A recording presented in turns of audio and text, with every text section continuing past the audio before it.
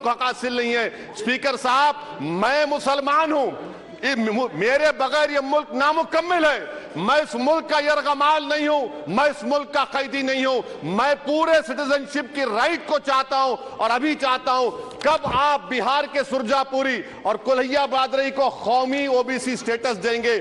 Speaker साहब, दूसरी अहम बात मैं कहना चाह रहा हूं, चीन का जिक्र आपने किया। क्या प्रधानमंत्री अपनी जबान को जुम्बिश देंगे और चीन का नाम लेंगे? क्या आप चीन को डेमचौक और डेमसांग से उखाड़ कर फेंकेंगे? डीजीपी कॉन्फ्रेंस में चेयरमैन साहब कहा गया कि 65 पेट्रोलिंग पॉइंट में से 26 पेट्रोलिंग पॉइंट पर भारत की फौज पेट्रोलिंग नहीं कर सकती है। चीन से आप डरते हैं। अरे डिसएंगेजमेंट हुआ तो डी एस्केलेशन कब होगा, डी इंडक्शन कब होगा? चीन से आप डरते हैं। 3 साल से चेयरमैन साहब 50,000 भारत की फौज हजारों फीट चोटियों पर बर्फ में खड़ी हुई है।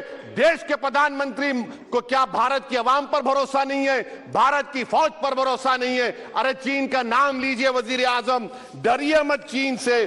तीसरी पॉइंट सर, हमारे कानून के मंत्री चले गए पैराग्राफ 79 और 82 में बेसिक स्ट्रक्चर पर, आईनी ओहदों पर बैठे हुए लोग बेसिक स्ट्रक्चर पर तनकीद करते हैं, लॉ मिनिस्टर कॉलेजियम पर तनकीद करते हैं। इस ऐवान में जब एनजेसी का बिल आया, मैं वाहिद एमपी था, अब याद होगा आपको, जो मैंने कहा था कि भारत के संविधान के खिलाफ होगा बेसिक स्ट्रक्चर के। इंदिरा गांधी से सबक हासिल करना चाहिए। इंदिरा गांधी कहती थी कि जुडिशियरी मेरी पाबंद होना, अब नरेंद्र मोदी कहते हैं कि जुडिशियरी मेरी वफादार होना। इंदिरा गांधी ने 42nd अमेंडमेंट किया, देश की जनता ने इंदिरा गांधी को इख्तियार से बेदखल कर दिया। आप वही इंदिरा गांधी के इराक को ला रहे हैं। आप बताइए स्पीकर साहब, क्या ईसाई मानने वाले व्हाइट टेरर हैं? क्या ईसाई मजहब के लोग व्हाइट टेरर को फरोग देते हैं? आप बताइए। मैं यहां पर जजेस को तहफ्फुज करने के लिए नहीं खड़ा हूं, मैं बेसिक स्ट्रक्चर की हिफाजत में बोल रहा हूं।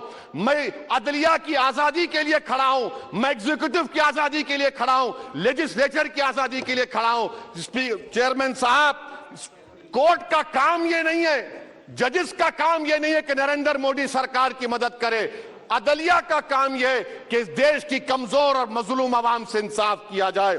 चौथा पॉइंट स्पीकर साहब, यहां पर एक बड़े सरमाएदार का जिक्र किया गया है। क्या यह बात सच नहीं कि कांग्रेस और बीजेपी ने ओलिगार्क्स को पैदा किया? आप दोनों ने मिलकर ओलिगार्क्स को पैदा किया। आज इसी वजह से 60% मुल्क की दौलत 1% जनता के पास है। आप दोनों ने बैठकर मलाई खाई और गरीब और नौजवान पिस रहा है। अरे बताओ, ये जो 28 लोगों की लिस्ट है जो देश का पैसा खाकर भाग चुके हैं या बैठे हुए, उसमें कोई मुगलों का नाम है क्या? कोई मुगलों का नाम नहीं है, मगर आप उस पर कुछ नहीं बोलेंगे। संडेसरास कंपनी है, 15,000 करोड़ नाइजीरिया और केनिया की कोर्ट में जाकर कहती है कि हम हिंदू हैं, भारत को आएंगे तो परसिक्यूशन होगा। आपने कोर्ट में कुछ नहीं कहा, वहां पर एसआईटी आपने बनाई। मगर शुक्र है, मैं लाइटर वेन में कह रहा हूं।